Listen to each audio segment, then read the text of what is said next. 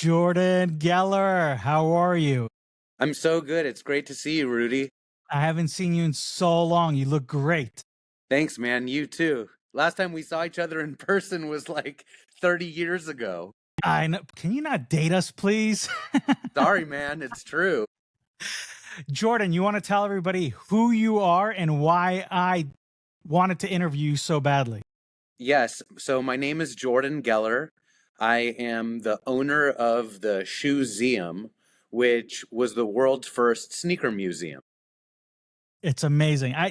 To this day, like I've known you for so long, and I don't know how you started. I don't know how you Cool. started. So I'm you happy to have to tell you. tell me how you started this. Yeah, actually, it goes all the way back to when we were in college together. When I was in high school and elementary school, I always loved sneakers, but my parents wouldn't buy me the cool shoes because they were too expensive. So I had to wait until I was at college at University of Arizona with you. And my parents were giving me some money for living expenses, but now for the first time ever, I had enough money to buy cool shoes, which were not a part of my budget from my parents' perspective, but they weren't out there to stop me. So they were giving me a little bit of money each month. And I decided that I was going to take some of that money and buy my very first pair of Air Jordans. This was in 1996. They were the black and red Air Jordan 11s, and I absolutely loved them. I wore them for 4 years in college very carefully. I used to like make sure I didn't walk in dirt or grass, and I even walked on the heels of the shoes so I wouldn't crease the toes. And I took really good care of these shoes. And I found out in 1999 that Nike was going to be retroing the Air Jordan 11 in the year 2000. And so I still had my pair that I've been wearing for 4 years. And I decided that I would clean them up and try to sell them on eBay so that I could use the money from selling those shoes to buy the new ones that were about to come out. So I took pictures of my shoes. In these days, I didn't have a digital camera, so I actually like used one of those por- those like disposable cameras, and I took pictures of the shoes. I had the pictures developed at a pharmacy. Got the pictures, scanned them onto the computer, and I sold my first pair of Jordans on eBay, and they sold for $167.50. And I was like, wow, this is cool. Cause like I bought the shoes for 125, wore them, and then sold them for more money. And then the new ones that were coming out were only going to cost 125 bucks. So I made enough money to buy the new shoes and take myself out for dinner. And I learned about the power of eBay. I graduated from University of Arizona and moved to San Diego, where I went to law school. And one day I was at a swap meet in San Diego, and there was this guy, and he was selling shoes. And they were $20 a pair, and they were Nikes. They were brand new, and they were cool shoes. He had like Dunks, Air Force Ones, Hirachis for 20 bucks. And I looked at these shoes, and I remembered about my eBay experience with the Air Jordans, and I was like, okay, I can buy these shoes from this dude and sell them on eBay and make some good money. And so that's exactly what I did. I bought as many shoes as I could afford, took them home to my apartment, took pictures of them, posted them on eBay, sold them. They sold for like between $75 and $125 a pair. So I was making pretty good money on these shoes.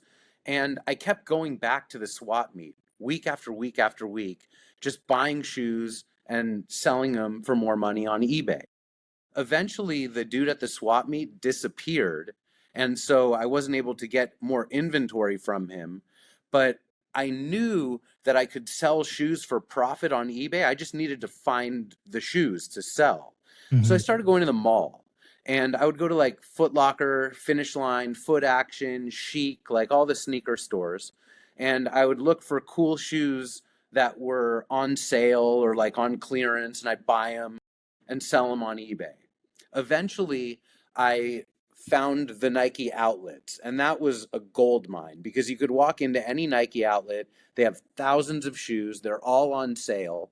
And so I spent many years driving around to all the different Nike outlets in Southern California and reselling the shoes on eBay for profit. My business became very successful. At my peak, I was selling between 150 and 200 pairs of shoes a day, 7 days a week. I used Jeez. to go to sleep at night and wake up in the morning to thousands of dollars in my PayPal account, and I'd wrap and ship the shoes and then go buy more. In 2009, Nike got wind of what I was doing and they banned me from shopping at their stores.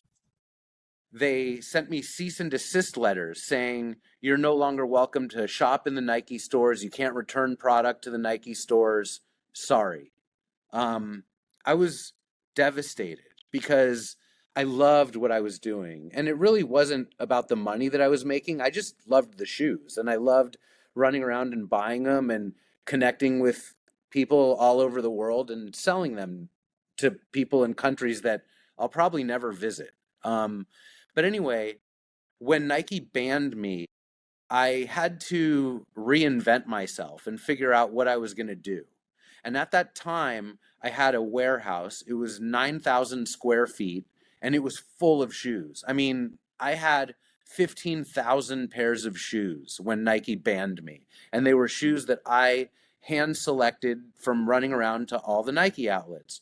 And so I realized that Nike could ban me from shopping at their stores, but they couldn't stop me from selling my inventory. That was mine, and there was nothing they could do about it. Mhm. So I started selling off my shoes, and I was bummed because I wasn't able to use the revenue to buy more shoes.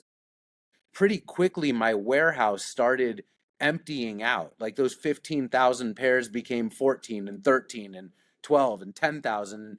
And I'm looking at these racks that it used to look like a sea of orange boxes. And now there were big gaping holes in the shelves and racks that I wasn't able to fill. So I was like, what am I going to do? Like, I need to reinvent myself. And then I had this idea that I could use the warehouse and build a Nike museum. And I really wanted to show Nike who they banned. I wanted to show them that I love Nikes more than anyone and that I'm one of their biggest fans and that they banned me. And so I was going to make a big celebration out of it and collect all the cool Nikes and put them on display.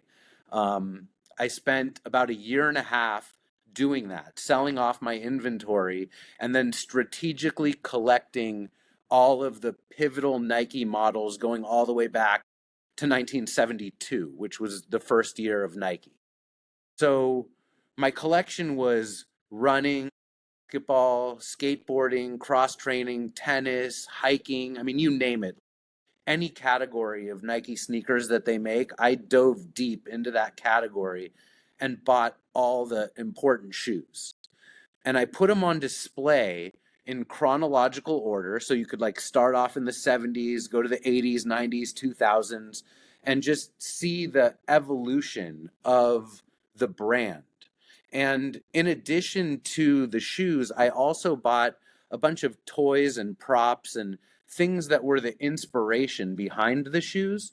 So Mhm. it wasn't just like shoes on shelves. It would be a shoe with maybe a book or a stuffed animal or like something that had to do with the shoes. And so it was much more than just a collection of sneakers. It was a collection of pop culture. And it was amazing. I'm in the Guinness Book of World Records for owning the world's largest sneaker collection. I also have three more Guinness World Records for selling the most expensive sneakers of all time.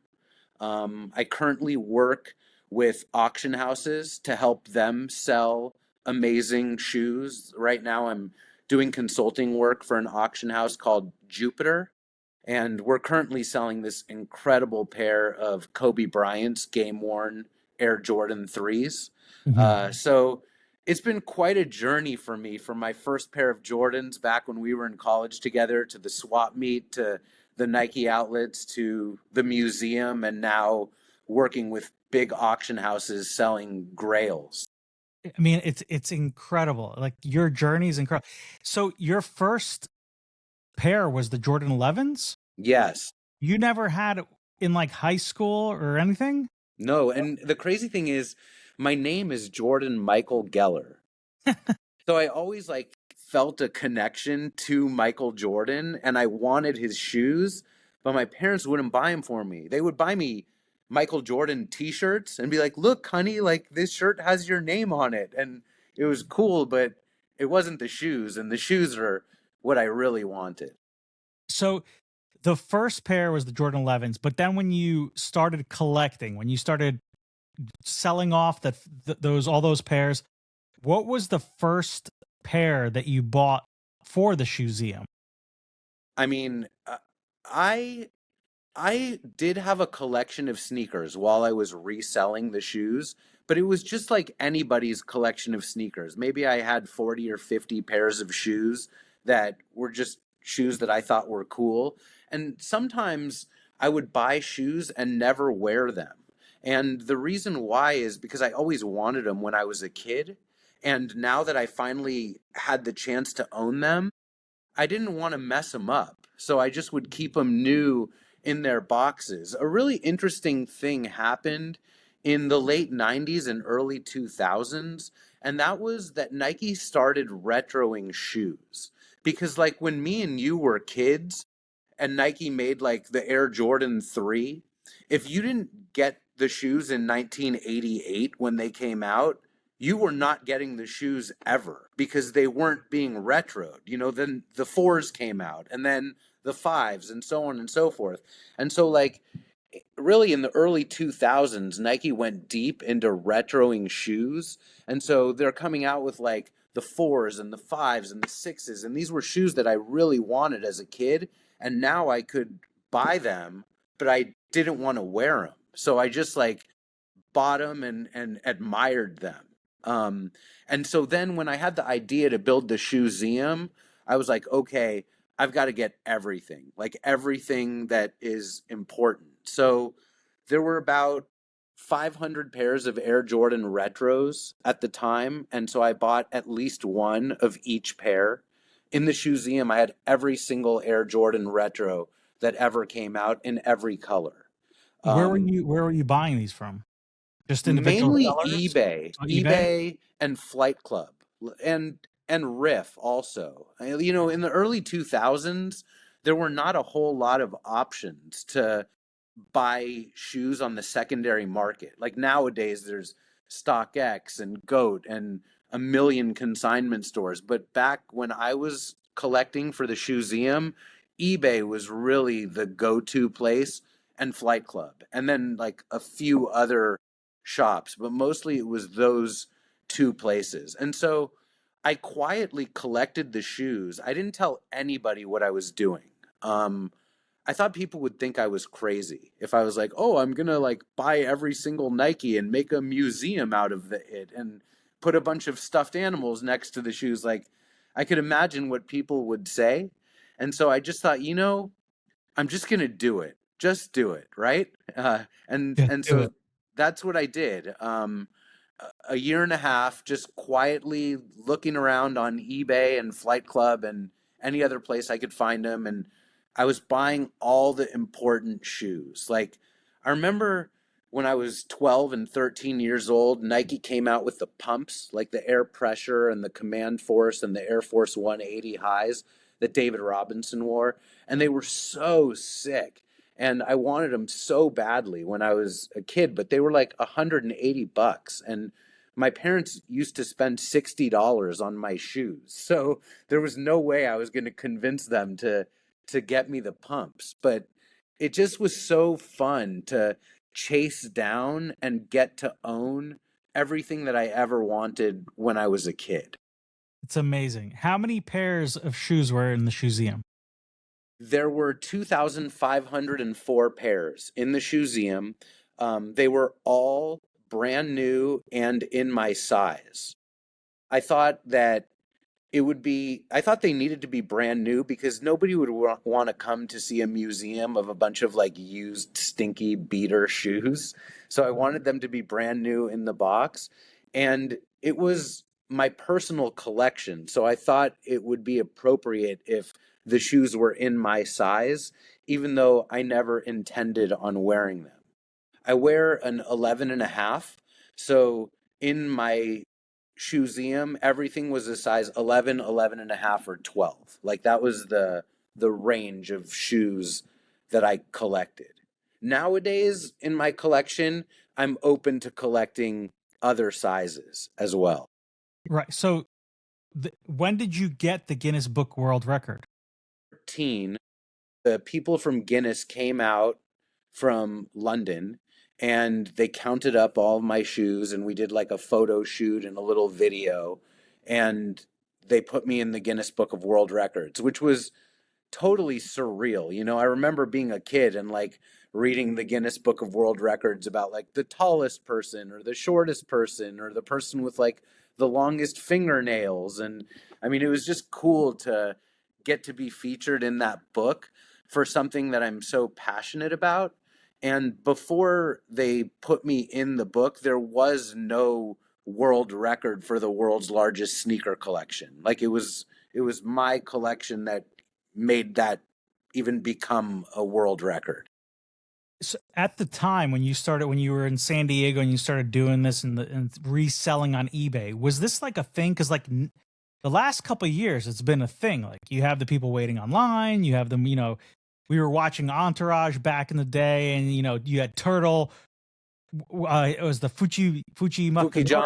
Fukujamas, and you had that whole thing. So like the last couple of years, and I think this year actually reselling has kind of like went down a little bit, right? It is because Nike and the other brands are keen to what's going on. Like, in the early 2000s, it was a very underground thing. And there were certainly sneakerheads and collectors and people that were going on eBay and buying stuff, but it wasn't mainstream like it is now. And so Nike knows what shoes to make and how many to make, and they sell them direct to consumer on their app and website. And, back in the early 2000s, there was room for a middleman like me to come in and buy stuff at the outlets and then flip it online, because Nike really wasn't utilizing the internet to sell product. Funny thing that you brought up the Entourage episode. So at about the same time that I was banned from Nike, DJ AM passed away.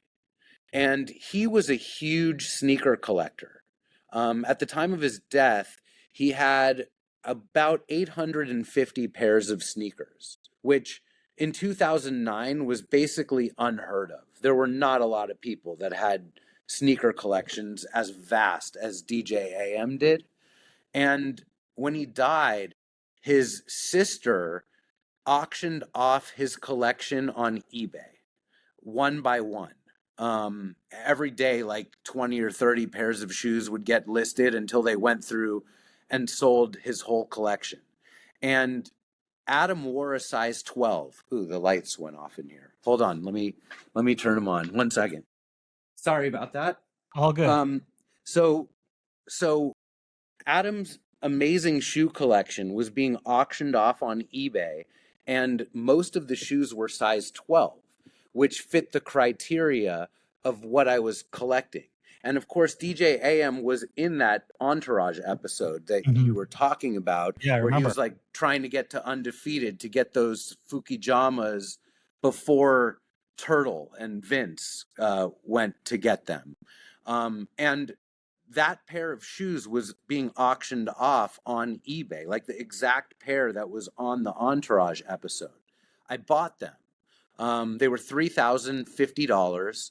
It was the most expensive pair that sold from Adam's collection, which, they're worth like $10,000 or more now. But back then, like the market hadn't exploded like it has in recent times. But DJ AM was a big inspiration for me, because at the time when I had the idea to build the ShoeZeum, now all of a sudden Adam's collection was being auctioned off, and I had the money to buy them because I had my inventory that I was selling off. And so I was like, okay, I'm just going to like sell off all my shoes from the outlets and like buy all of DJ AM's cool shoes. So I ended up buying 55 pairs of shoes from his collection. And that was like kind of part of the snowball that turned into the Shoe-Zium. So where did the other pairs go? Just other collectors? Yeah, other collectors. When the auction was all said and done, I reached out to Adam's sister. Her name was Laura. She actually passed away too, tragically.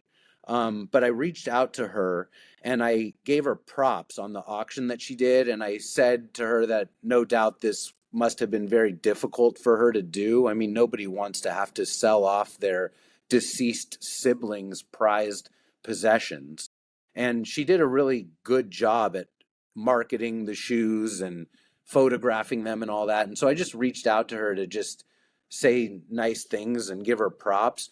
And she told me that a bunch of the shoes didn't end up getting paid for. And if I wanted, I could come by the office and take a look at the stuff that never got paid for. And if I wanted to buy that stuff, I could.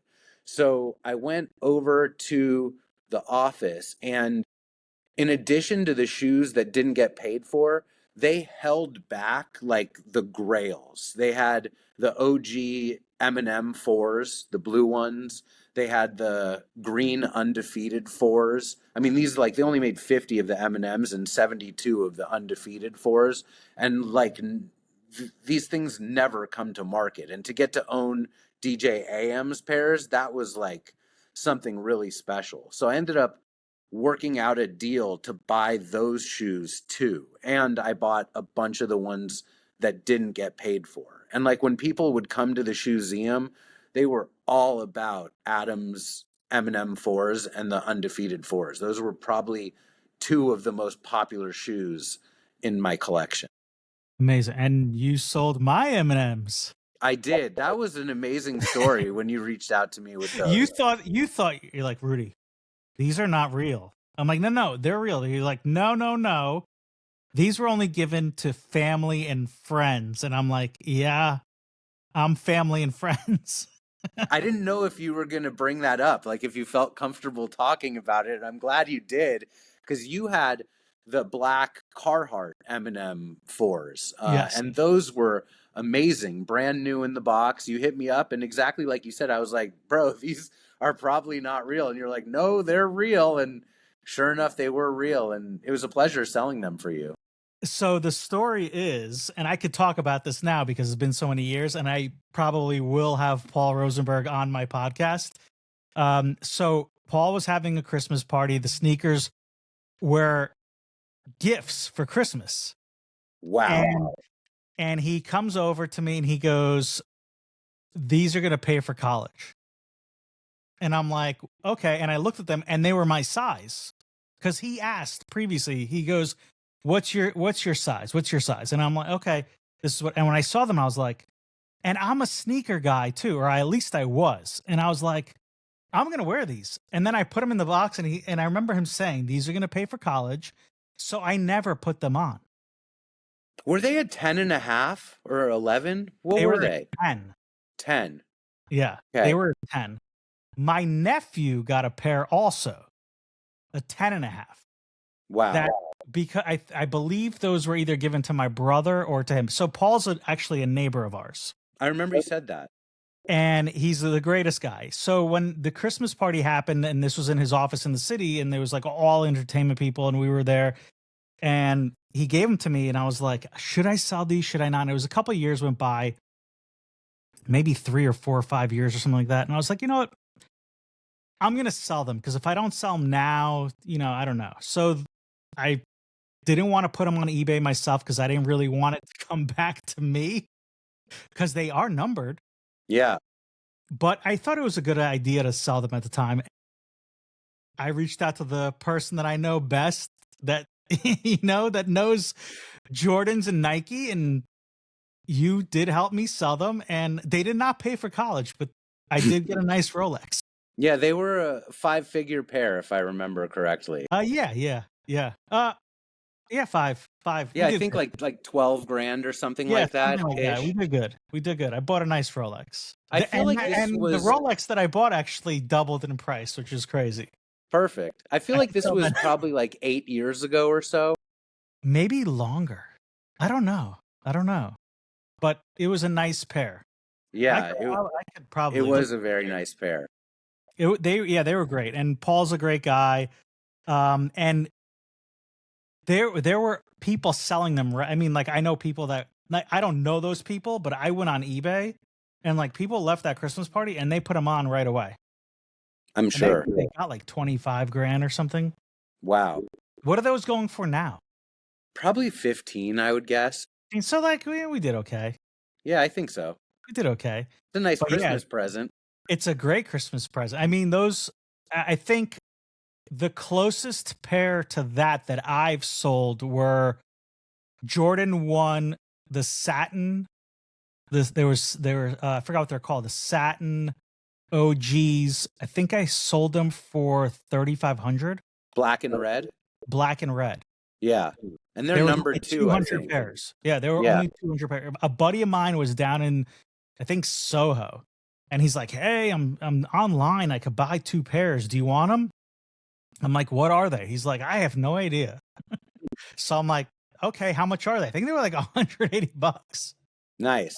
I was like, "All right, get them." So he got them. I actually did wear them. Wow. I did wear them, and I did sell them for that price. Cool. Yeah, so I wore them only once, and That's a win. That's one of Yeah. those situations where you can have your cake and eat it too. Yeah, and for a while, like I mean, I wasn't like Jordan Geller with the sneakers, but I was buying hard to get Jordans and Nikes, and I would buy 2 pairs if I could, and I'd wear one and I'd sell one. Yeah, that's what it's all about. So many of us that got into sneaker reselling would do just that. Like one to rock, a few to stock, and then sell the ones that, you have on ice. Yeah, I did get a little. So on back, you're saying eBay. I think this was in 2002, 2003. I was buying some on eBay, and to my, after I would get them, I'd be like, these are fake, Mm-hmm. and then there's nothing really you can do. Now, StockX, eBay, Goat, all these companies, they actually inspect it. So like whoever you're buying it from, it goes to them. They grade them and then they send them back to you. If they're fake, that's it. Yeah, back in the day, like you're talking about, it was like the wild, wild west. And you'd go on eBay and hope that what you're getting is legit. And all you could do is go off of the seller's feedback and be like, okay, well, this guy seems like he's legit. But yeah, a lot of fakes were being sold online, and they had to create these authentication centers. And now, when you sell a pair of shoes on eBay, you're sending the shoes to an eBay authentication hub where they inspect the shoes and then send them to the buyer. Which it's nice that they've policed the fakes, but the downside of it is it takes forever to buy a pair of shoes online now, because it used to be like you could buy a pair of shoes from me on eBay and I would ship it that day and you would get it priority mail in like 2 to 3 days. And now it's like the seller has to send it to the authentication center, the authentication hub has to check it, then they have to ship it again.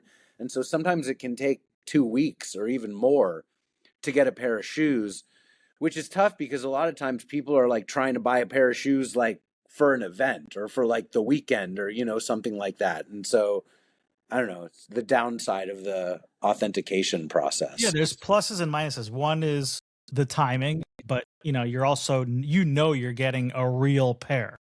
Yeah. That's a good thing, I think, but it is what it is. But the whole reselling market has come down significantly now. It has, because so much of it is based on supply and demand. And Nike knows exactly what they're doing. They know what the super sought after shoes are, and they can produce enough of them for everyone, or they can make less than what the demand will be. And then those are the shoes that skyrocket on the secondary market. But then, like, other stuff that's just a general release Air Jordan 3, like the black cement Air Jordan 3 is such a classic shoe. And Nike could make millions of them and just sell them all day long at their retail price. And so if they're making that many of a shoe and they're readily available at the malls or on websites, then there's no room to be able to sell them for profit, like on the secondary market. And so that has caused the tanking of the resale prices. And the other thing is, I remember like in the early 2000s, sneakerheads, we were just happy that Nike would retro a shoe. Like, I think about the Grape 5s, the Grape Air Jordan 5s. Hmm. They came out for the first time on September 30th, 2006. I remember that date specifically for a few reasons. Nike also released a pack of Air Maxes called the One Time Only pack on that same day. But also, that day was the end of a fiscal quarter. And so Nike was trying to like crank out desirable product to pad their earnings for that quarter. But anyway, September 30th, 2006, they came out with those Grape 5s, and sneakerheads were so excited to finally get to own those shoes because they only ever came out once, and that was in 1990. And there were like a lot of people like me whose parents like did not buy us the Grape 5s and we always wanted them, and now boom, here we are, 2006, we can get them. And when they came out, they went way up on the secondary market. Like there was a time where they were like $500 a pair. But then, as Nike has continued to retro that shoe, they've retroed it probably 5 more times since then. And each time they retro the shoe and it's more close to the original specs of what the shoe was like in 1990. And when they do that, nobody wants the older models. So, like that 2006 version, it's worthless, basically. I mean, for one thing, you can't wear it because it'll crumble and fall apart. It has a Jumpman on the heel instead of Nike Air, which like a lot of sneakerheads are kind of like snobby about like, oh, I don't want the Jumpman on the back. I want it to say Nike Air the way that it did in '06. And now people are like all about the leather and is it like tumbled and is it supple and soft or is it like plasticky and whatever. But like in the early 2000s, nobody cared about that. We were just like stoked to get a chance just to get the retro. But now Nike's much more sophisticated about the way that they're remaking the shoes. And a lot of that is driven by sneakerheads that are going on Instagram and like comparing, like, here's the 1990 version, here's the '06, here's the 2013, here's the this one, that one, the other one, and like comparing them across the board. And it's made Nike have to retro shoes a lot more close to like what they originally were like than they had to when they first started retroing stuff. Right. Do you think the apps that like not only I'm saying the Nike actually app, the sneaker app that they released, do you think that has anything significant to do with the way people collect, or For sure. are they still going and waiting online for a drop? Well, Nike has kind of moved their more desirable products to the app. They don't really drop their sought after sneakerhead seeking models on Nike.com. They push that stuff on the app. And so most sneakerheads have that app on their phone. And when releases happen, they're like waiting for them to come out and like all over it. I remember when the cool gray Air Jordan 11s came out in 2010, and this was before the app. At the time, the shoes were releasing at midnight Eastern time, so that was 9 o'clock Pacific time. And I remember being on Nike.com at like 8:50, just waiting for it to like become 9 so I could buy the shoes. And they launched the shoes like 10 minutes early, and you could buy as many as you wanted. Like I just bought 3 pairs of them, just like boop, put them in my cart, bought them, no problem. Everything has changed so much. Nike has really mastered the supply and demand side of things, but also making it to where people can't get what they want. Like they do it on purpose just Yeah. to make it so that people just like want more and more and more. They I don't know if this is true, but they would prioritize who would get those releases depending on your profile. I'm sure. I'm sure that it was not If you were random. buying previously, if you bought like 3 shitty pairs, they would see that you're an actual Nike buyer and they prioritize, or maybe that you were on the sneaker app before and you bought this amount of shoes, you would get priority. I'm sure there's a lot going on behind the scenes that we don't know Yeah, about how they go about picking who gets what, and they keep changing things up, and I don't know, giving people most recently I saw you could get almost like a golden ticket where you could pick out an upcoming shoe that's coming out and get it in your size. And so it's become kind of like a game. gamify. I mean, it's kind of interesting that you say gamify because remember when the whole NFT thing was out there?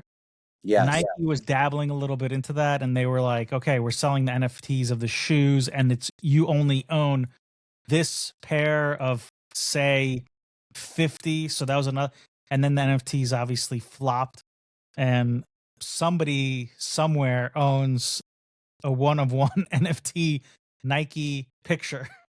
Nike does a lot of that. Like they'll look at trends that are going on sometimes outside of sneakers and try to dabble in it.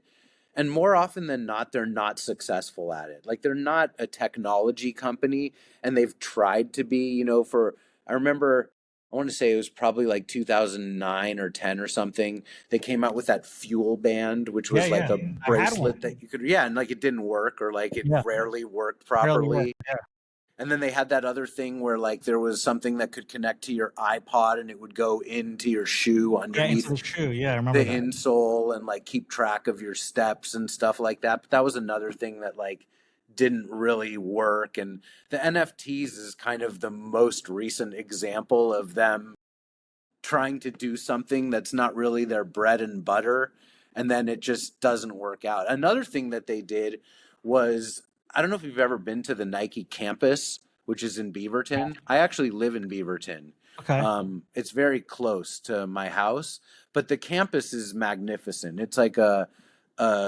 adult person's Disneyland for sports. Mhm.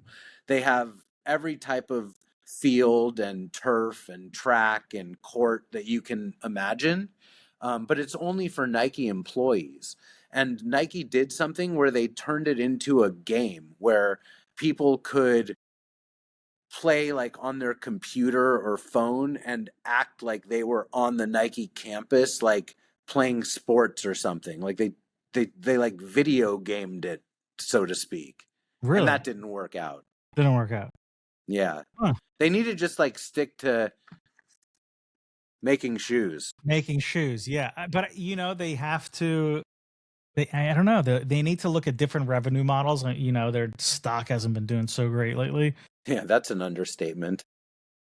but yeah, they need to look at other stuff now. Okay, did you only collect Nikes?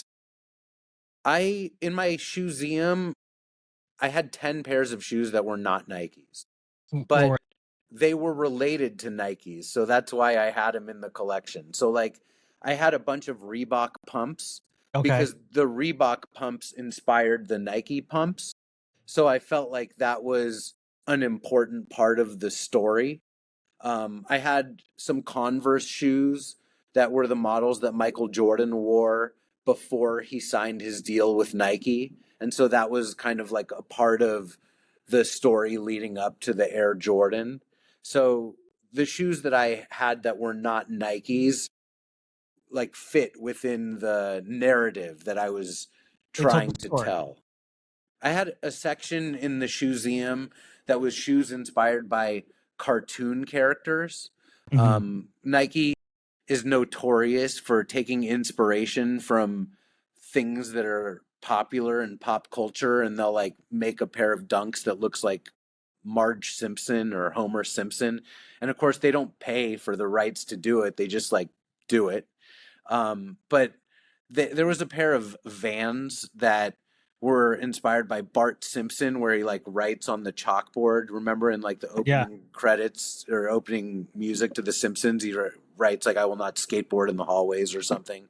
There's a pair of Vans that they made where it has Bart Simpson like writing on the upper of the shoes, and so I bought those and had them on display next to the Marge and Homer Dunks. So that was another pair of non Nikes that was in the collection. So what happened to ShoeZeum? I opened it in San Diego. I was selling tours on eBay for people to come by and check it out.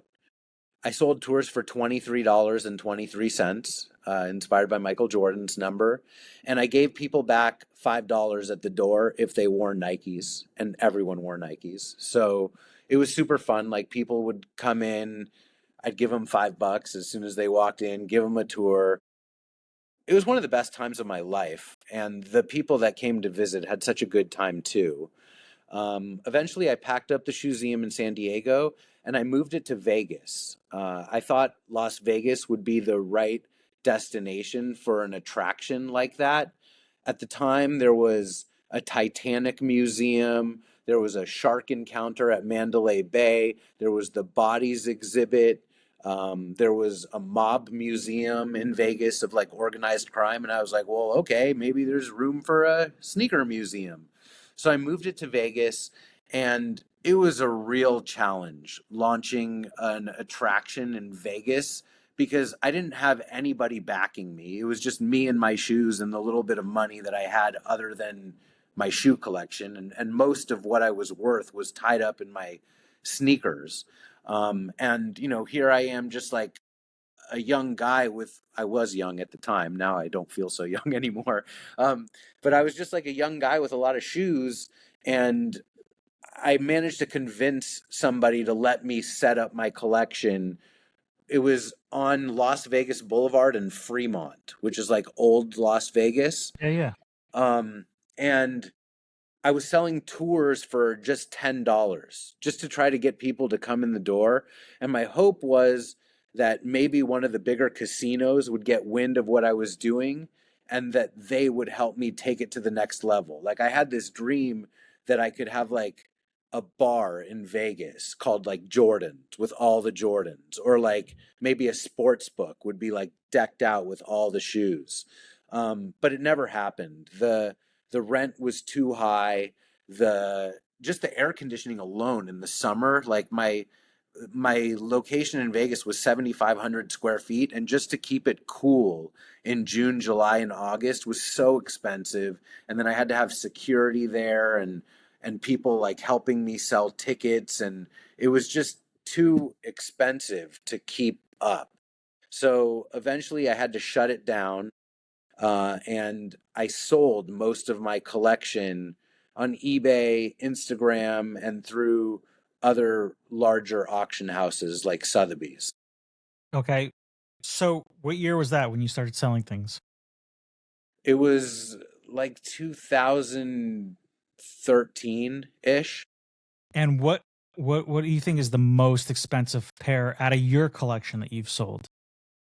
That's a good question. When I was in Vegas, before I answer that question, there's one other thing that I wanted to mention. So when I was in Vegas and the Shoe-Zium was open to the public, and I was selling tickets, I thought that it would be a good idea to put the collection on eBay for $1 million just to get attention. Like, oh my gosh, there's $1 million sneaker collection in Vegas. And then on the listing, I would say, if you want to come see the shoes, come by the Shoe-Zium, and I, give the address.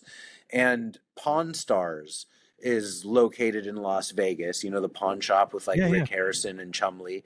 And so they found out about my eBay auction, and we did an episode where they came through and spent the day with me. And like there's a whole episode on YouTube where you could look up Shoe-Zium Pawn Stars. I And saw it. yeah, so that was really Yeah. cool. And so even though I had to pack up and sell off my collection, I felt like Pawn Stars was great because it lives on in its own little way on the History Channel. And so when the episode aired, I waited for a little while before selling my shoes because I was thinking maybe someone will like see this on TV and want to buy it.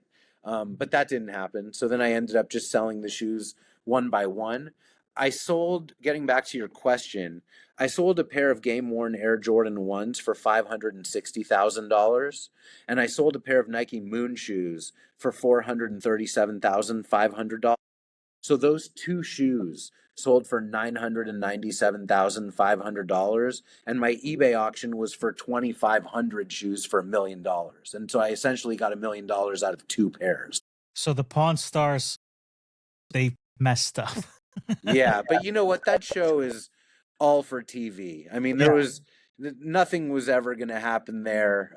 It was totally scripted. It was fun. I it was a enjoyed. good experience, Yeah, it was a and good experience. it gave you some press.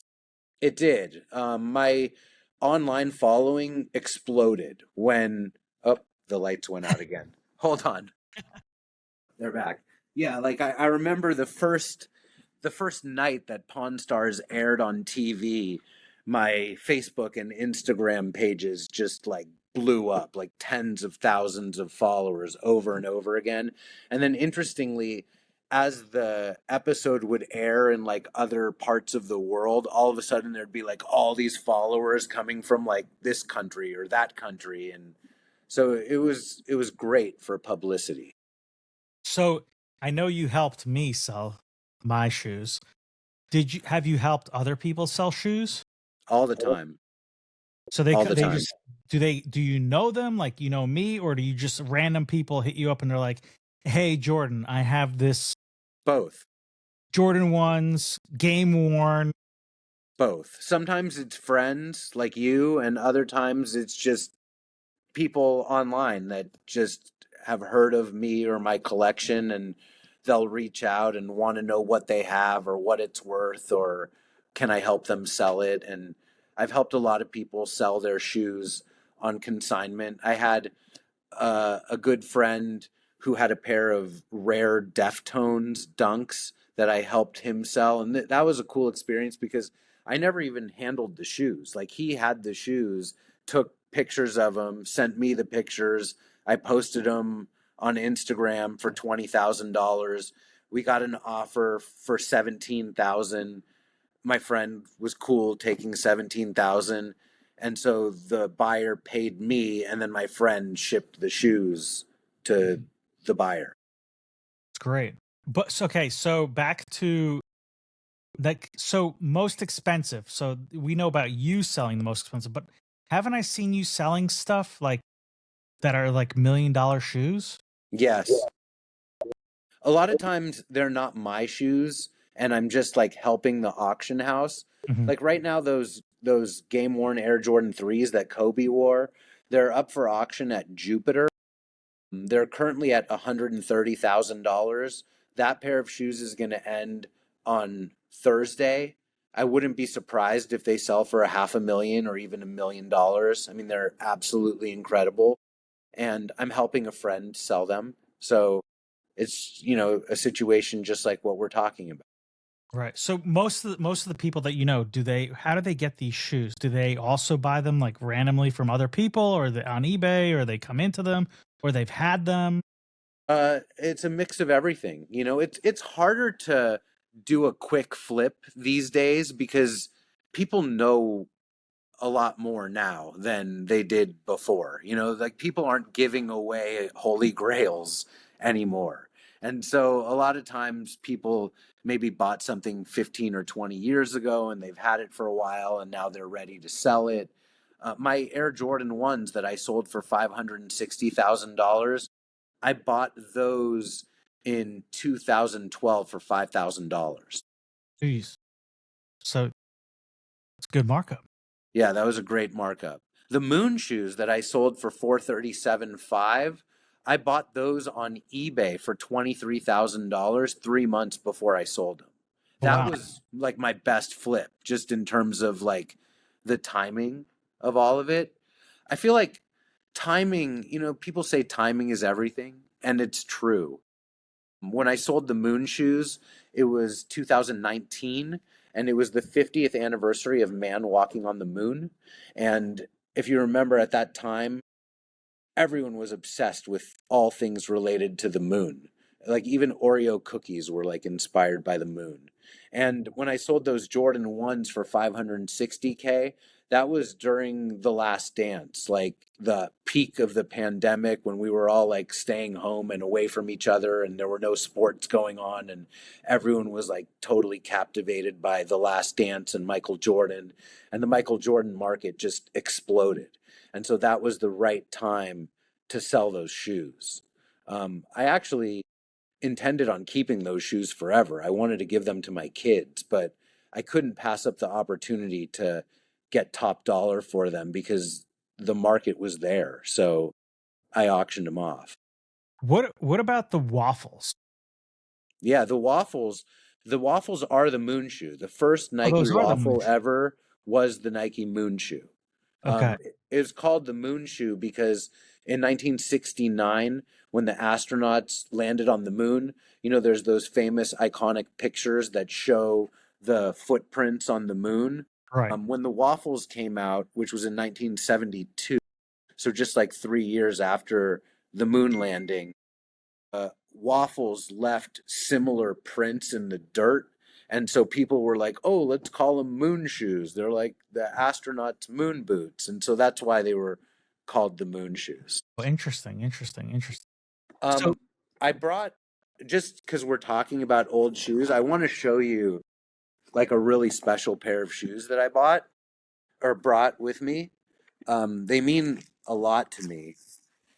Um, this right here is a Nike Pre Montreal. It's brand new and it's 51 years old.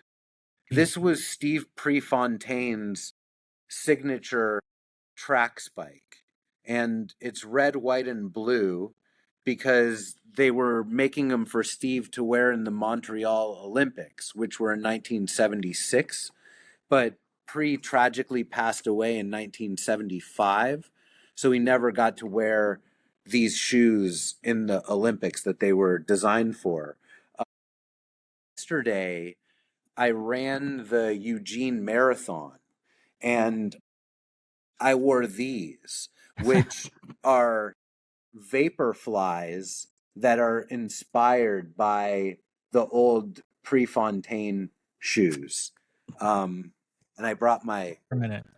my marathon medal too. Oh, congratulations. Thank you. It was an amazing day yesterday. Yeah, so you started running marathon. Well, you started running, and then you started running marathons. And this has been like a couple years. Like, how many years have you? When did you start running? Because this has been like now, like Recent. after, yeah, like after COVID, right? Yeah, September of 2021 is when I started running. And I did it just to get in shape. Like I was overweight. I think the pandemic contributed to that too. And I was just not healthy. And I needed to make a big lifestyle change. And so I started jogging and I started slow. Like I was just running 1 mile a day at like 11-minute or 12-minute pace. I felt like I was going to die after I was running those early miles. But then I just built up and like started running 1.5 miles and 2 miles and 3 miles. And then in 2023, I ran my first marathon. And I did it in 3 hours and 33 minutes, Amazing. which I think is pretty respectable. Thank you. And so then yesterday, when I ran, it was my second marathon yesterday. My goal was to beat my previous time of 3:33, and I did it in 3:28. So I There you was go. like super stoked to accomplish that goal. So I have lots of friends who, well, not lots of friends, maybe like a handful of friends that they ran one, they ran two, and now they're just running marathons. Like Hmm. it's like they're addicted to it. And Yeah. I tried. So like I started training. I think this was like in 2016 or 15. I started training, Hmm. and I was up to running 6 miles, Nice. and then I pulled my hamstring. Yeah, that'll happen. Haven't done it. Have not. Yeah. Did not go back to run. I do run. Like I ran today. I'm recovering from a broken toe, and I went to go run today. Like it hurts. It hurts. Like Hmm. last Saturday, I was doing CrossFit, and they're like, "Hey, we got to run," and I'm like, "I'm gonna jog. I don't care about time because like it's the toe is really hard because like you're always walking and there's nothing that you can do to like make it better. But I'm hoping that it gets better where I could run. And eventually I would love to run the New York Marathon. It would be amazing. It's such an exhilarating feeling. You know, the runner's high is a real thing when you're out there and you're feeling good. It takes a while to get in good enough shape that you can actually enjoy the running. But once you do, it's just such a very empowering feeling. And you start feeling good and healthy. And I lost a bunch of weight, which was great. Yesterday, when I was running the race, at the beginning of the race, when there was just like a huge pack of runners, like thousands of runners, I was listening to the footsteps like on the ground, and it just sounded so amazing. Like not like horses trotting, because it's kind of a different sound, but it sounded like music to my ears. I don't know quite how to describe it, but it was just like such an amazing thing to get to be a part of. So is this like a thing that you're gonna like? Okay, I'm like I said before, I have friends that are now running. Are you now looking to see if you could do another marathon? Uh, I mean, not today because I'm recovering Okay. from yesterday, but I will do more. My dad ran 10 marathons when I was a kid, which is one of the things that made me fall in love with shoes to begin with. Like, my dad used to take me to the Nike stores and he would buy all the latest running shoes. And he wouldn't buy me the cool shoes that I wanted, but he would buy them for him. And I would just go with him to the shoe stores, and he would be looking at the running shoes and I'd go look at the Jordans and like the Bo Jacksons and the Andre Agassi's and the Barkleys and David Robinsons, and I, fell in love with all these shoes. But like, my dad's running has been a big inspiration to me, and he did 10 marathons, and I would like to do 10 in my lifetime just because he did. So I don't know, who knows if my body will be able to do that, but I plan on Eight keep more. on going. You could do it. Eight more. Yeah. It's funny, like, these shoes right here, I'll never wear them again. Like, I retire my marathon shoes right after the race, and they just become so sentimental to me. It's been a really cool progression for me to go from looking at shoes like this that no one would ever wear a 50-year-old track spike, but like as a sneakerhead, I admired like the aesthetics of the shoes and the technology in them, but I never really used them and actually felt what it feels like to try the technology. And so it's been cool to evolve from somebody that just kind of admired the shoes from afar to somebody that actually uses them for what they're intended to be used for. What do you think those are worth? Probably $10,000, I would say, for the track spikes. Okay. Look, they still have the wrench and the spikes. They've never even been like screwed into the shoes. Where'd you find those? Some guy that was a collector reached out to me on Facebook and was like, "Hey, I've had these in my family forever. Check this out. This is like the box top, and on the inside of the box top, it shows a list of all the Nike shoes that they made at the time. This is it. Like, that's how many Nike shoes they came out with. And then there's this little like chart that shows like what the shoes were made for. I mean, that's like how early this is. Nike releases more shoes than this every week. I know, it's crazy. So, Yeah. why did you move to Oregon? My wife is from here. And so we moved here to be closer to her family. And it was just like so cool to get to move into Nike's backyard, basically. I, So I when you just met lucked her and out. she's like, "Oh, I'm from Oregon," you're like, "I love Nike." It's funny, when I met my wife, I said, "Where are you from?" And she said, "Beaverton." And I said, "You had me at Beaverton." I mean, can you like? Isn't that crazy though? It is. Like I've that's been really fortunate, and I don't know, a lot of things that have happened to me, I feel like, you really can't even make it up. Like I went to law school, and when I passed the California bar, my California bar number is 234523. And those are Michael Jordan's jersey numbers in the order that he wore them. And my name is Jordan Michael.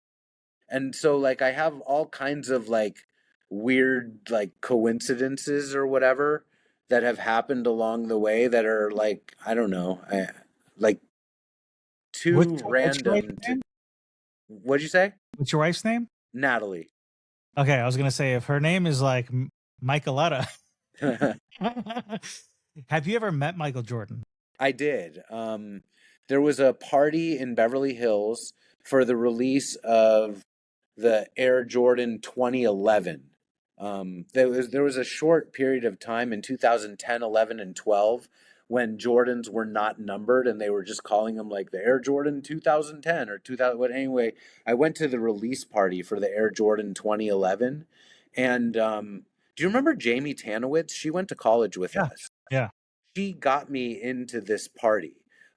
She was friends with a lady named Esty Portnoy, who's Michael Jordan's manager. And Esty got me an invite to the party, and she goes, if you get a chance to talk to Michael Jordan, be cool. And I was like, okay. So like when I met him, I wasn't like, oh my God, my name is Jordan Michael. And by the way, I built the world's first sneaker museum and I have all your shoes and I love you. You know, like I was just like, hi, I'm Jordan. Nice to meet you. And we shook hands and that was it. Funny. I would have been like, but I actually met Michael Jordan 3 times. Once when we were in college in Las Vegas playing blackjack. Wow. Yeah. You must have been at the high rollers table. No, I don't think so. I don't think I was at the high rollers table. It was really late at night. I didn't make like a thing about it. I really didn't care. I was drunk. Of course. I didn't make like a thing like, oh my God, that's Michael Jordan. I was more like an asshole, kind of like, oh, this guy's coming and, you know, he's sitting at the table and like, I don't give a shit. It's Michael Jordan. I, of course, was a New York Knicks fan. Yeah. So, you know, even though now I go back and I'm like, Michael Jordan is the man. He's the greatest of all time. I don't care what you say. But back then it was more like, I'm a Knicks fan and this motherfucker. You'd rather have it be Patrick Ewing sitting next to you. Exactly, because if it was Patrick Ewing, you know, then it'd be a different story. And then I met him in the city in Manhattan. It was a little bit different. It was more like, hey, you know, you're amazing, you're great. It was a, you know, short talk. He was sitting next to me. And then I saw him in Florida. He lives in Jupiter, and I'm down in Palm Beach a lot. So I've seen him there. That's cool. He's a nice guy. Do you remember a guy named Jeff Horowitz that we went to college with as well? Yes. One time I was in Vegas with Jeff, and we used to always joke around, like we'd see somebody wearing a Michael Jordan jersey and we'd be like, oh my God, it's Michael Jordan. Or like a Larry Bird jersey, we'd be like, oh my God, it's Larry Bird. And we were at a casino in Vegas, and Jeff says to me, oh my God, it's Michael Jordan. And I'm thinking he's like saying this about some stupid kid wearing a Jordan jersey, and it actually was Michael Jordan. And we still laugh about that. Yeah, he was, I mean, now you know because of the stories, but he's a big gambler. Yeah. And back then, you know, he was there a lot. And, you know, it wasn't Vegas how it is now. Back then, Vegas, there was only like a few casinos, and it wasn't like they were, you know, people were just sitting around. Now it's like, you know, tons of high rollers, big casinos, big money. You go for, I mean, I haven't been there in years, but you go for a drink, it's like $50 a drink. There, you're sitting at the casino, you're playing $10 a hand, and you want a drink. They bring you a couple drinks for free. You want to go see the Lions and the Tigers. You know, it was very different. It was different. Now it's like it's completely different. And if Jordan's going to Vegas, you're not seeing him. He's going. I'll tell you a funny story about Vegas. It doesn't have to do with shoes, but I love this story.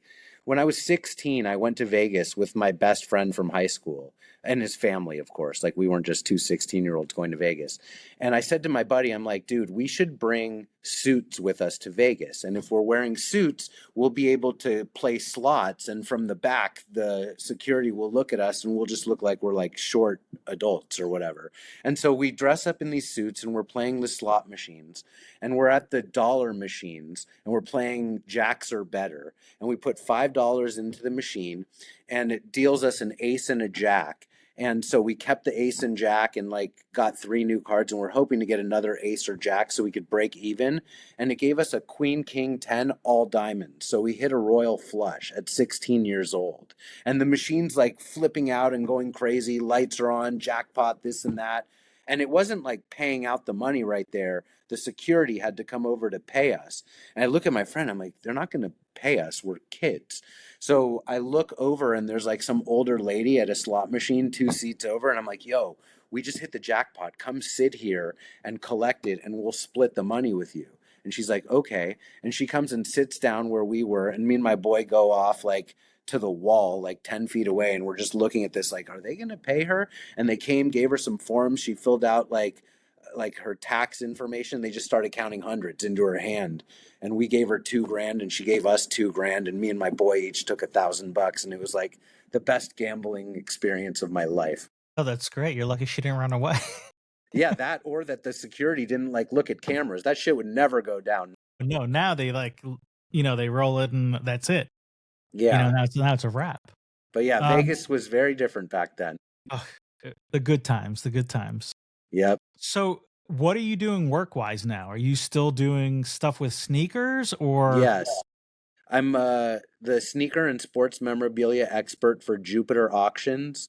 Jupiter's owned by Pharrell, and we're always getting in like cool stuff to sell. So I do that for them. I also still sell shoes independently, like on eBay or Instagram. I recently took a serving position at a really nice restaurant in Portland just to get out and mingle with people. So that's another thing that I'm doing. I'm busy with my kids. I've got 2 kids that are 9 and 6 years old, and I coach them in sports. And so I'm a pretty busy guy, but I love what I do. So I'm lucky. That's great. So do you have boys or girls? My daughter's 9 and my son is 6. Michael and Jordan. Violet and Oliver. I was close. I actually named them after Nike. Violet's middle name is Moon, after the Moon shoe, and Oliver's middle name is Knight, after Phil Knight. So you were amazing. close. Oh, hey, I was trying. There you go. How old are your kids? They're a little older than mine, right? Yeah, so I have 4 girls, 18, 17, 14, and 8. Wow. Yeah, and my oldest one did have a sneaker addiction. She kept, I had a nice collection at one time, and she was like, well, I want Jordans. And I went, and so she was maybe 2 or 3. We went and we bought her these pink Jordan 4s. Cool. I think we still have them somewhere. And then she's just been like, every couple months, she's like, I want this Jordan. I want that Jordan. I'm like, you got to relax. You don't need these Jordans. You're never going to wear them again. But she's got a nice little collection. Next thing you know, she's going to want an M3 just like her dad used to have. Oh, yeah. Yeah. Well, I did get her a car and she's complaining that she wants a BMW. There you go. You had like the coolest car in college. Yeah. At that time, it was definitely a cool car. I had 2 of the coolest cars in college at the time. What was the second one? I had a Range Rover 4.6. That's right. You did. I forgot about that. Yeah. And the funny story is I sold my BMW, and I also had a Harley, and I sold the Harley, and I was working in college, I was working really hard, and I saved up enough money to buy a Range Rover, but I couldn't buy a brand new one. So I bought a used one. And I was, I'm from New York, so I had back then it was, you're looking in New York Times or an Auto Trader, like these paper things for cars. Yeah, I remember. Yeah, so I found a Range Rover up in Connecticut. So I had my mom drive me up to Connecticut, and it was a maroon 4.0. So I'm like, okay, I can buy it. My brother's like, just lease it. You're going to drive this car for 3 years and that's it. And I didn't know the difference between leasing and buying. The first one my dad bought me, and then, that was my second car, actually, the BMW. And I was like, all right, we'll lease it. I leased it. My brother leased it for me in his name because I didn't have credit. I think I was 19 at the time, maybe 18. No, 19. I went away to Europe and I had the car delivered to my brother. He had a Harley shop in Soho at the time. It was called American Dream Machine. And he lived on 87th and Park Avenue. Wow. So he takes the car, and instead of paying $25 for parking, he parks it in front of the building. Next day, he calls me and he says, I got bad news. The car was stolen. And I'm like, you're such a liar. It wasn't stolen. The car was stolen. Wow. So I didn't have a car for like between, because insurance, by the time insurance pays, then you got to find another Range Rover, all this stuff. So it was like for 6 months, I didn't have a car, and I lived up in the foothills. So that's a good 15, 20 minutes away from campus. So my brother felt really bad, and I made him feel really bad. So he went and he found this Range Rover, a black one, 4.6, from a Miami Dolphins football player, Ricky Jordan. And I mean, the car was in mint condition. The only problem was the back seat, the armrest was down because Ricky Jordan was like leaning on it. Wow. So yeah, so I got that car, and it was like, everyone was like, how do you have a Range Rover 4.6? Like, it was like a thing, because I probably had the third nicest car on campus, next to some kid that had a Porsche. Another guy had a Ferrari. Actually, I knew two guys had a Ferrari, but those guys were from Dubai. It was exciting to watch our team this year. Oh, so I took my daughter, she was 16 at the time. I took her to homecoming because she wanted to see University of Arizona. My oldest one didn't want to go to Arizona, so she wanted to go see. So I took her to homecoming. So we went. She's a volleyball player, so we went on Thursday. We went to volleyball. Amazing. The girls' volleyball team is so good. And then we went to the opener for basketball. Oh, nice. For men's basketball, and it was amazing. And then we went to homecoming football, which was great. So That's it was awesome. like, yeah. So for her, it was like that was the weekend, and it was great. It was the first time I was back since 2018, I think. So Wow. it was amazing. I had a great time. I didn't really see anybody like that we know, although my partner from Cool Mix drove down from Scottsdale to come visit me with his son, so that was fun, but I didn't really see anybody. And it's completely different than when we went there. Everybody lives on campus. Nobody lives off campus. Nobody lives up at Star Pass or the foothills. A lot of kids don't have cars. A lot of kids don't go to restaurants off campus. When I'm talking about restaurants off campus, I'm talking about like 3 blocks. Like they won't go. 4th Avenue is completely different. Downtown is completely different. And there's like these big apartment buildings, and there's pools on top, and that's where everybody lives. And it's a lot of kids don't go to bars. We had a great college experience. We were very fortunate. It was great. I think we had I think it was a combination. Like we had the bars, the clubs. If you wanted a frat party, there was a frat party. If you wanted a house party, there was a house party. If you wanted to go off campus and live off campus, you went and lived off campus. If you wanted 25 minutes away, you could live 25, 15. And it was great. I was driving around. I was like, this was so good. And like, I really wish back then, like I took more in of it, but how could we have known though? We were just kids. We were just kids. We didn't know. And even now, like Gerbs was there. He went a couple weeks ago with his son, and I'm like, yeah, go to this place. He's like, I've never heard of that place. I'm like, yeah, it's like off Ina. Like You've been to Little Abner's? No. So Little Abner's, I can't believe it's still around. So like if you go like out to the desert, you just go out to the desert. They used to have a dirt road and like no lights. And when you go out there, you get to this little restaurant, and it's the best barbecue, and there's, like, little guy on a banjo playing, and you're eating outside on paper plates, and now it's not paper plates, now it's like you gotta make a reservation, there's an actual road, Hang on, let and me get the lights back yeah, on. Keep talking though, I'm listening. and it was so good, and now it's a little bit different, but I'm really happy that it's still around. There's still a lot of places that are still around that, I would were like to go back there sometime. It's been too many years since I've been there. yeah, go, take your kids, go during homecoming. Yeah. I mean, because it's just there's so much going on during homecoming, and it's still not like a shit show. It's like there's not like so many people, but there's a lot of people, and there's always like activities and there's fun stuff to do, and it's good stuff. And so there's a bookstore, right? So the one thing I noticed from going around to different colleges with my daughters and visiting is Arizona has the most bookstores, meaning the most apparel stores. And I hope it continues because, like, if you want something, you'll go to like the McHale Center. There's stuff there. By the football stadium, they have stuff there. But there's this one bookstore on campus, and it's by the student union. Yeah, I remember. No. It's not the same one we had. This Okay. thing is huge. And there's one section there, and it wasn't there the last time I went, but this time I was there. They call it used stuff.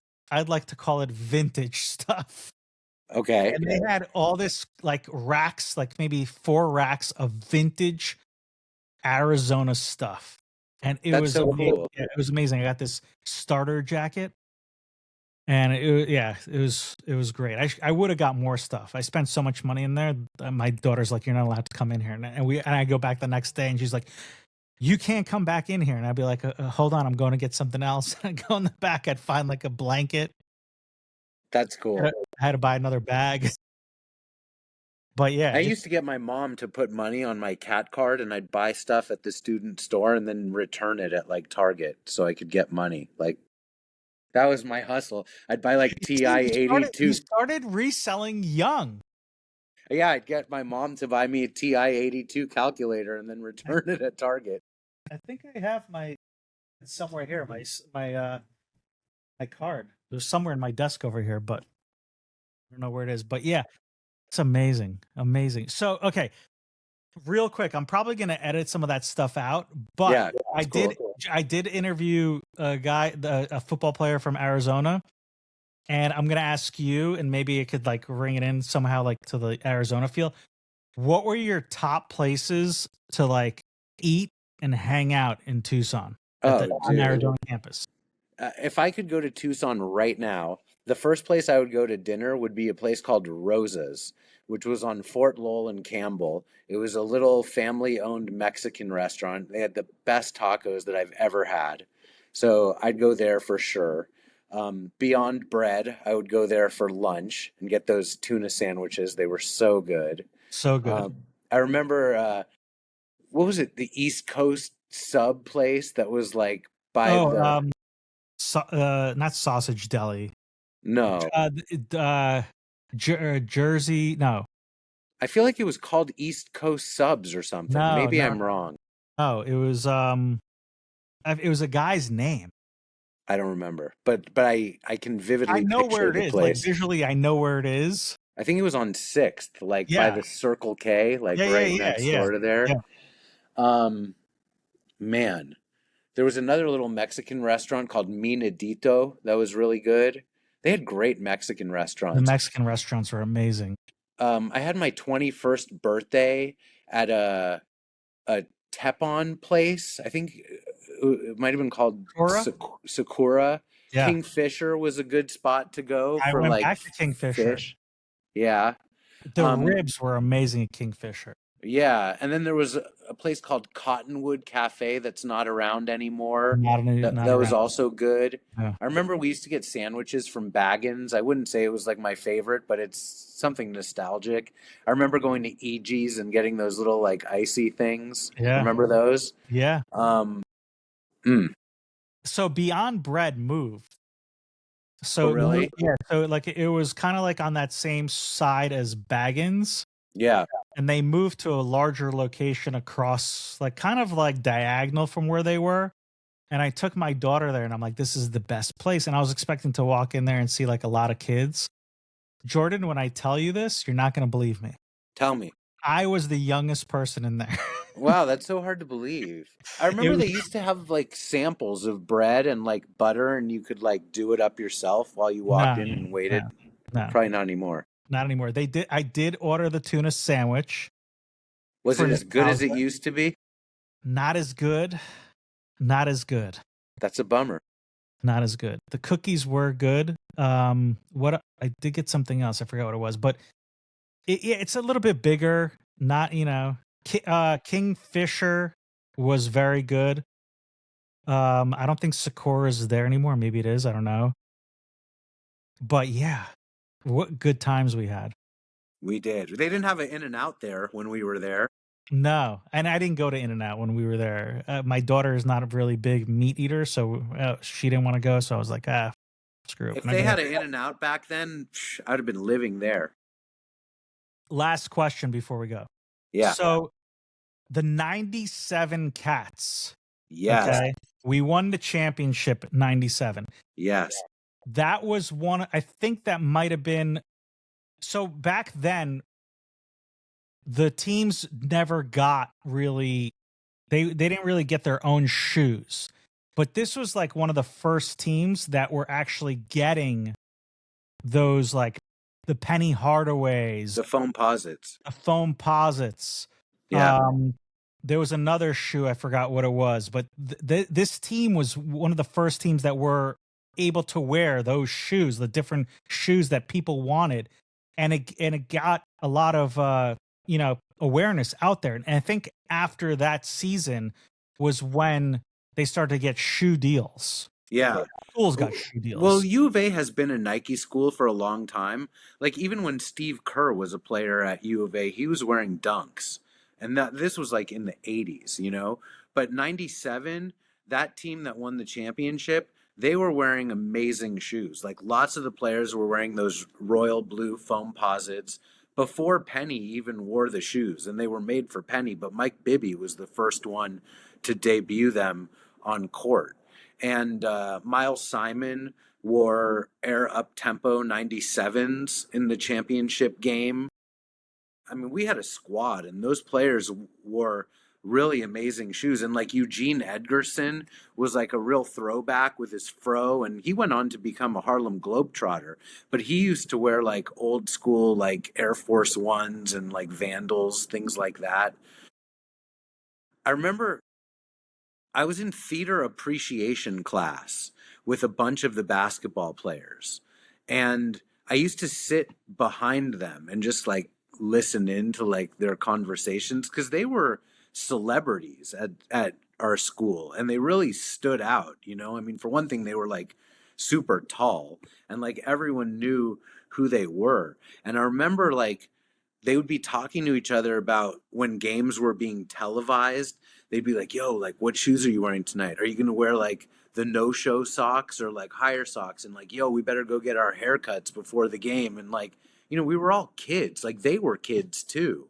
And I used to just like sit and listen to them in awe and then watch the games and see them like wearing whatever shoes and socks that they were talking about that they were going to wear. It was a cool memory that I. It was a great time. A great time. Great time. I've connected with Miles Simon too. Like ever since I built the Shoe-Zium, he reached out to me and like gave me props on my collection, and that meant so much to me because like some of my fondest memories from college were watching that team go all the way through the tournament and win. And, you know, like I was never friends with any of those guys back then. And so it was like cool to get to connect with him later on. Yeah. I mean, it was a great time. It was a great time. I mean, we won the championship back then. It was like, I felt like this year, of course, I wanted U of A to win. Like I'll always root for U of A. But I also feel like for us, it's kind of a win-win situation because if they don't win, at least we were there when they did win. And it's like kind of cool that we were there the one and only time that U of A won the tournament. I hear you. I hear you. Well, I want to thank you very much, Jordan, for doing this interview with me. I appreciate it. It's Thank great you. seeing you after all these years. Thank you. You And too. we'll see you soon. Yeah, if Paul Rosenberg gives you another amazing Christmas present, hit me up and I'll be happy to turn it into money for you. Thank you. All right, dude.